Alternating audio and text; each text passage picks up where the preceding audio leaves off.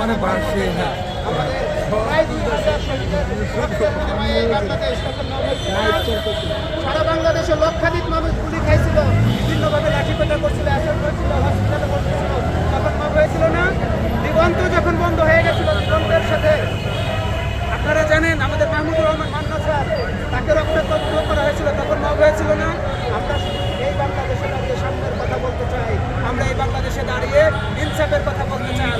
আপনি বাংলাদেশের একজন ভোটার, আমি বাংলাদেশের একজন ভোটার, আপনার আমার সমান অধিকার। আপনি হিন্দু হন, আপনি বৌদ্ধ হন, আপনি খ্রিস্টান হন, আপনি এই দেশে নিরাপদে বসবাস করবেন।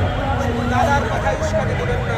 চেতনা, মত, এই শব্দগুলো এক জায়গায় করে একদম আপনাকে বলে দিবে। সাবধান হয়ে যান, ভালো হয়ে যান। সামনে নির্বাচনটাকে সুষ্ঠুভাবে হতে দেন। হতে চাই বাংলাদেশ গণতান্ত্রিক প্রক্রিয়া এগিয়ে যাক।